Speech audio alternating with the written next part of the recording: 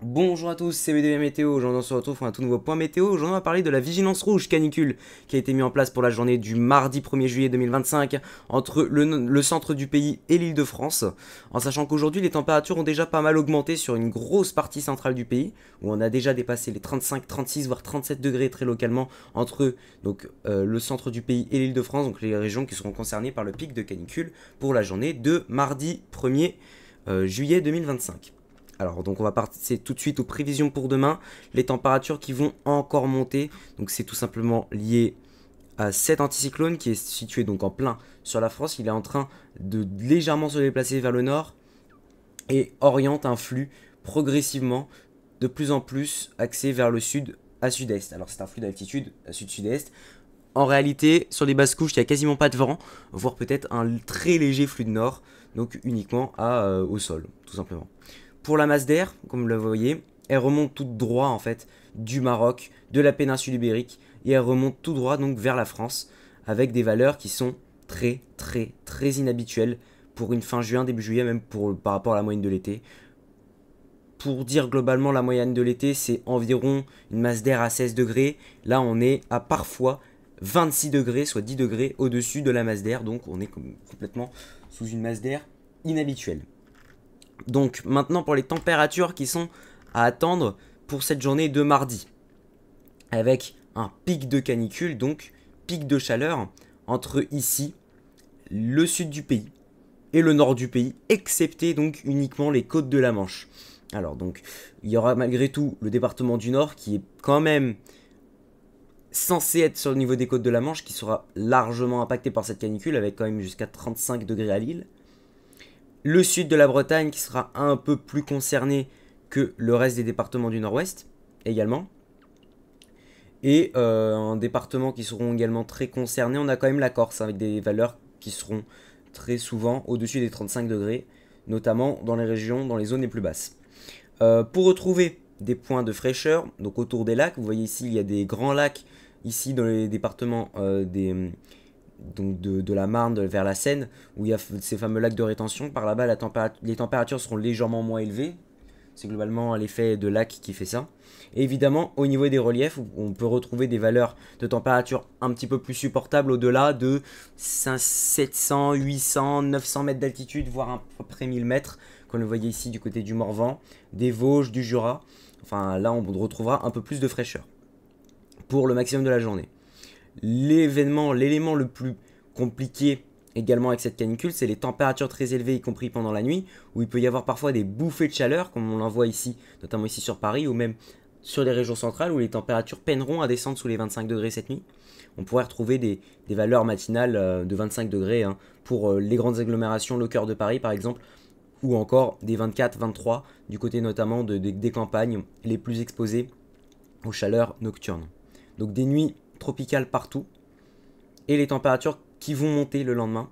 On voit pour donc mardi, le pic de canicule, des pointes à plus de 40 degrés, donc elles sont globalement tout là, donc tout ce que je zoome en fait. Donc entre le département de l'Aisne, l'Île-de-France, le centre, le Poitou, l'arrière-pays de Bordeaux, et également très localement ici du côté de même assez généralisé du côté de la basse vallée du Rhône. Et ensuite ici on a cette petite tache à plus de 40, voire 41, 42. L'Est parisien, éventuellement. Quelques vallées, donc la vallée de la Seine, la zone d'Orléans, l'arrière-pays de Bordeaux, et la basse vallée du Rhône avec des valeurs qui pourront dépasser donc ici les 40 à 42 degrés très localement.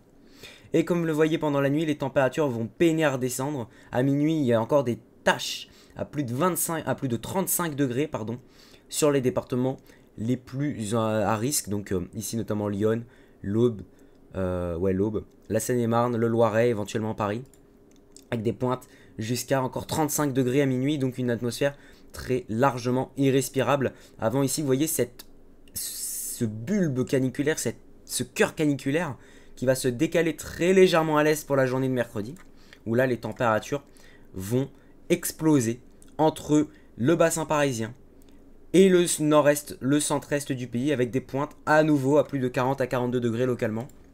Donc notamment ici, entre le Loiret, Lyon, l'Aube, la Marne, Enfin bref, ces départements seront donc extrêmement concernés pour la journée de mercredi, à nouveau avec cette canicule encore qui atteint son pic, son paroxysme sur l'est et le nord-est pour la journée de mercredi, avec encore donc cette vigilance rouge qui sera maintenue très certainement au moins pour ces 4 départements de la Marne, l'Aube, Lyon, le Loiret, à voir si la Seine-et-Marne ou Paris seront encore concernés par une vigilance rouge, en sachant que la carte de mercredi s'est légèrement améliorée, car il y a quelques jours, en fait, le bulbe caniculaire à plus de 40 degrés était encore présent sur Paris, sur la Sarthe, de la Sarthe à Paris, sur tout le centre en fait, y compris Paris et donc une partie de la Normandie. Ces prévisions se sont décalées à l'est, donc c'est déjà une ouverture éventuelle sur la fin de cette canicule. Et ensuite, juste après, il pourrait y avoir le retour des précipitations sous forme d'une espèce de d'une espèce de dégradation plus ou moins organisée. On voit ici sur Arpège, malgré tout, une dégradation orageuse assez organisée sur un axe assez inhabituel entre les pays de la Loire, très centré vers l'est jusqu'au nord-est. Donc en général, les orages, quand ils se forment sur les pays de la Loire et concernent le nord, là, serait beaucoup plus aplati vers l'est sur cette prévision. Donc c'est pour ça que le flux est quand même largement orienté au flux d'ouest, ce qui est assez inhabituel pour des orages. Cela dit, est-ce qu'il y a d'autres modèles qui voient quelque chose de différent? Non, vous voyez, il y a quand même une espèce d'accord sur un flux d'ouest, des orages en flux d'ouest, donc c'est quand même quelque chose d'assez rare, et donc un flux assez inhabituel. Cela dit, vous voyez, il y a quand même quelque chose à surveiller, avec un possible risque orageux qui est donc envisagé pour la suite, bien que ce risque est aujourd'hui largement revu à la baisse par rapport à ce qui a été vu donc ce week-end ou même juste en fin de semaine dernière, où là le risque était beaucoup plus fort pardon. On voyait un risque d'orage encore puissant. Et ensuite les températures vont rester encore assez élevées au sud. Vous voyez, il y a encore des pointes à 36 degrés dans le plus grand des calmes pour vendredi. Alors peut-être que ce sera le cas, peut-être que ce sera pas le cas. Mais globalement, pour la tendance qui va suivre, c'est encore des températures assez élevées, voire même encore très élevées pour longtemps. Vous voyez, là c'est une prévision, c'est un exemple en fait. On voit encore un nouveau balai de canicule pour le mois de juillet.